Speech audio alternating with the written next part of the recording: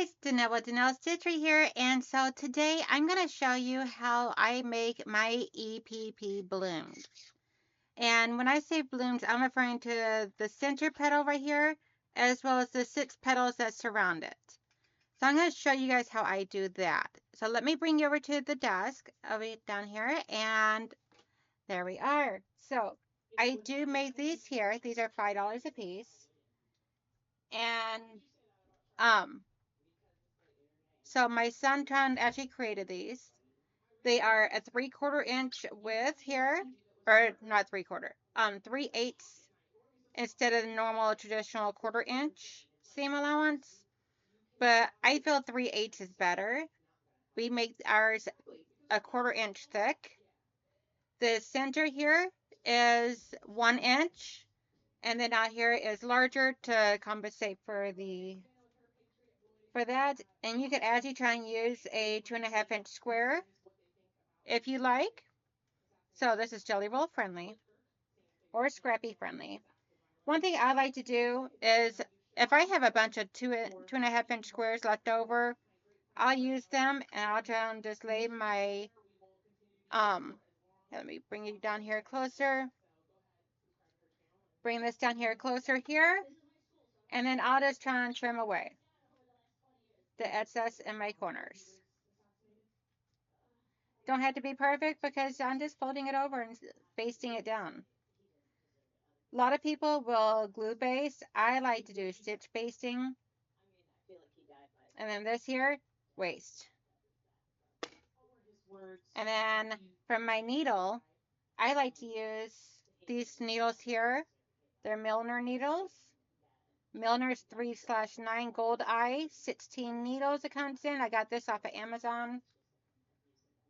So I just try and do the thread.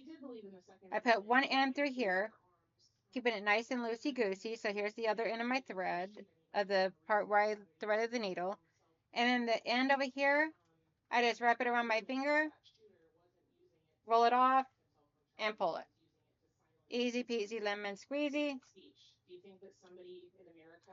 And so I just fold my fabric over. So I get it where I want it and everything on here. And I'm just going to fold it over to create that somewhat of a miter corner. Put my needle in on the corner. Pull it all the way to the end where the knot is. And then I go through it again. That locks down that corner. And I'll do this all the way around. I have tried glue basting. I was not a big fan of it because I didn't like the way it made my papers look afterwards. And then plus I like the busybody work of the hands for stitch basting. There is also another method of starch basting it down. I have not tried that method. To me, that just seems like a lot more work. I prefer the traditional stitch basting. It's my fave.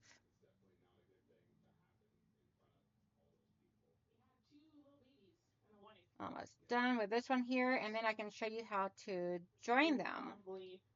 Because my mom just got interested in doing English paper pasting, or EPP. And so I wanted to do a little video showing how I do mine in case my mom or anybody else in the YouTube land needs any encouragement. And then, okay, so now I just did my last corner. And right here's the first corner I did. So now what I do is I just try and put this right through, back over here at the end. I don't knot it or anything. And I just leave it a little on the longer side. And there we go. Now, as you can see, I did not use my thread and everything conditioner. Now I will, because now I'm going to be joining some. And as you see, I have a my little needle minder, which I also use sometimes as a keychain. But I try and have my needle minder here, and on the inside of my lid, I have the other magnet. So that way it holds that up there. So now what I'll do is I'll condition my thread.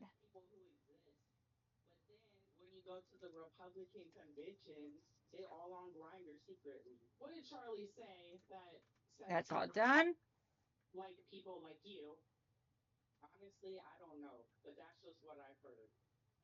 Just do the little twirly twirl. Oh, that one's too small. Didn't roll it enough. Okay. And all of these little items, the 3D printed item, the needle minder, the case, as well as the beeswax honeycomb in here, all of this is stuff I do make between myself and my son. We make and we sell. So today I'm going to also show you guys how I combine two head tees. And yes, I still have some more Mickey Mouses. So I'm just going to put him right up here. I put them facing to pretty sides facing each other. All right, got a knot in my thread. So I take this corner and right through that corner.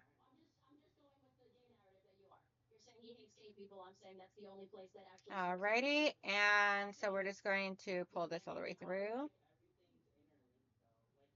Actually started on the wrong corner.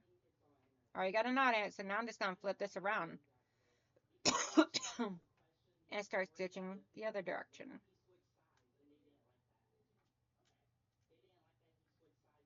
And as you can see here, don't gotta take much threads, just the tips of the threads, a couple of strands of the fabrics of each side.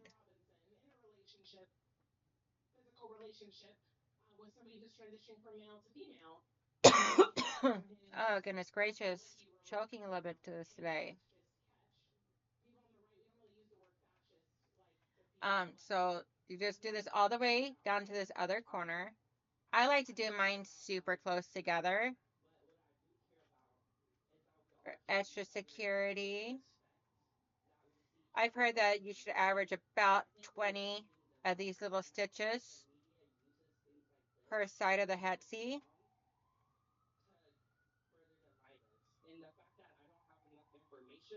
And I don't know how many I do, but I know I do a lot. I may actually do over 20. I don't know. I've never really sat here and counted them. Maybe one day I will. If you're watching, then please let me know down in the description box below if you like doing EPP or any type of handwork that you may like to do. If you don't, let me know that too. I'm interested to see how many people actually like doing this. And I hope you guys are enjoying this. I love, so now I'm back up here at the corner. So I went through it once, now I'm going through it again. I'm going to do a loop-de-loop around here. I like to knot at the start and finish of every one of my headsies. So when I open it up, now it's nice and neat. And there we go. And you don't really see my stitching, which is what we want. Now I am using this Aurifil thread here, number 2600. And so this is what I'm using. And it's like the really light gray. And I have not found a color yet that is not working on. So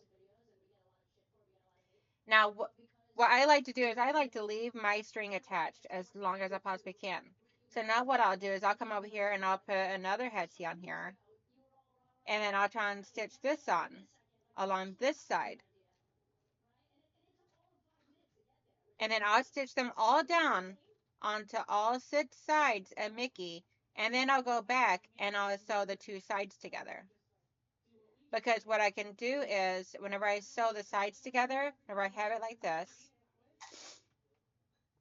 So, okay, so we have this here all together. I don't have one pre-done, or otherwise I'd bring it over here and show you. So what I'll do is whenever I have this all done up over here, I would fold this in half, which would then put these over here like this. And I would stitch down this side. And while that string is still attached, knotting at the first and the joints right here. Then I would try and leave my string still attached and come over here and knot here and stitch down this side and knot here. And then I would cut the thread in between. That way there I don't have to keep breaking my thread and not re-knotting my thread. So that is how I do that. I will, if you guys want to see that done and everything on a live stream, let me know. I have no problem showing it. But I hope this video helps out everybody. It's just a quick little video showing how I do this stuff, and I hope you enjoy it. Please let me know down in the chat below or down in the chat below if you like it, and if you would like to see more of my English paper piecing on my live streams, because I would be more than happy to do it. I hope you guys all have a wonderful, beautiful, amazing day, and I will talk to y'all later.